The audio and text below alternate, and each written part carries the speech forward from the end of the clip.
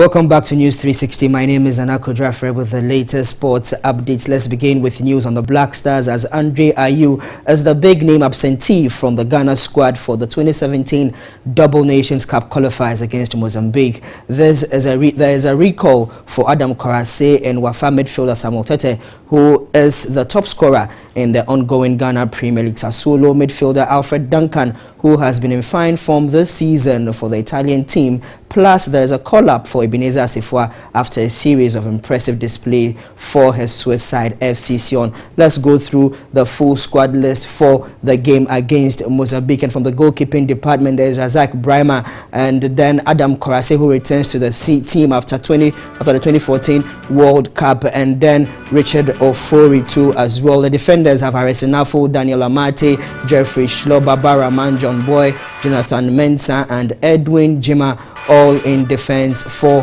the Black Stars. In midfield, there's Rabiu Mohammed, Emmanuel Ajiman Bedu, Efiyakwa, Samuel Tete, who is the only outfit player from the local league to make it into the squad, and Mubarak Wakaso returning from injury. Frankie Champon, Alfred Duncan and Christian Achu all making the midfielders for the game against Mozambique. In attack is captain of the side Asamoah Gyan, Jordan Ayew, Majid Warez, Ebenezer Asifua and David Akam.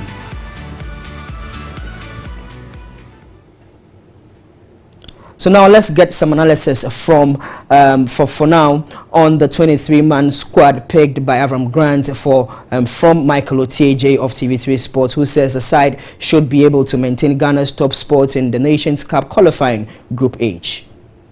I think the squad is essentially what we've been used to in the past. Many of the players have been caught up. I think you can sum it up in this way. There is no debutant in this particular side. Grant relying heavily on the players that he's been familiar with, which for some people will be a bit of a disappointment given the period he spent outside claiming to be monitoring players. I think there will still be question marks over the fact that Edwin Jima still makes the side and that other players can't even get a look in. Apart from that, there is good news in many ways. I think it will please those who insist that local players must get the credit they deserve, that Samuel Tete is in off the back of 4 goals for Wafa in the Ghana Premier League. Adam Korase returns as well, which for a lot of people will answer the question marks over the goalkeeping area, especially after Fatal Dawda's recent poor form. So those areas will be good news. It will also be good news for Grant that Mubarak Wakaso has been deemed fit enough to be able to play. He's not played for his club in the last 2 weeks on the back of an injury, but he's deemed fit to be able to play. And then of course there will be question marks about the absence of Dede Ayew, even though in fairness to Grant, this injury won't be too much of a missing factor, especially when in recent games it's not been himself both at club level and in Ghana games. So it's a squad that should get Ghana through those 2 qualifiers conveniently, but it's a squad that also leaves a lot of question marks over Grant's ability to look beyond an established core of players, and question marks over the nature of monitoring he's been doing given how other players are playing at the moment. To some more news, the Professional Footballers Association of Ghana have stepped up efforts to sign on more players into the group in order to help them manage their welfare with their latest visit to Premier League side Accra Hearts of Oak. The Professional Footballers Association of Ghana has been visiting league clubs across the country to spread the important message that regardless of how little they make, they can make the most of life after football. Spearheaded by the former Ghana international Tony Bafo, the group has visited Sekendi Hazakes, Liberty Professionals and now Accra Hearts of Oak. On each trip, Bafo's message to the players is straight to the point. We wanted the players to know that there's an organization which defends their interests.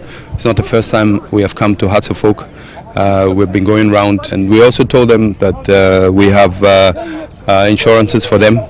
We're going to pay the premium for 2 years, and then we have also established a life after football fund whereby the players will contribute to their own growth every month. Bafo reckons that the PFAG does more than just prepare players for life after football.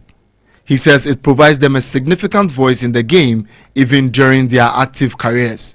You can only prepare for your life after football whilst you're playing, and important is also I believe that they should go train and complain to us, so we will speak and negotiate with the management.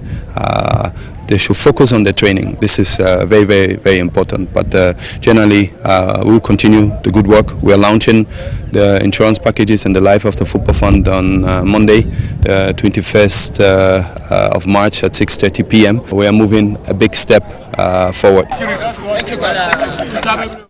That's all the sports here on News 360. My name is Nana Kodrafe. Right after the news, Michael Otieje is standing by with the UEFA Champions League build-up as Arsenal versus Barcelona live here on TV3. Stay with us.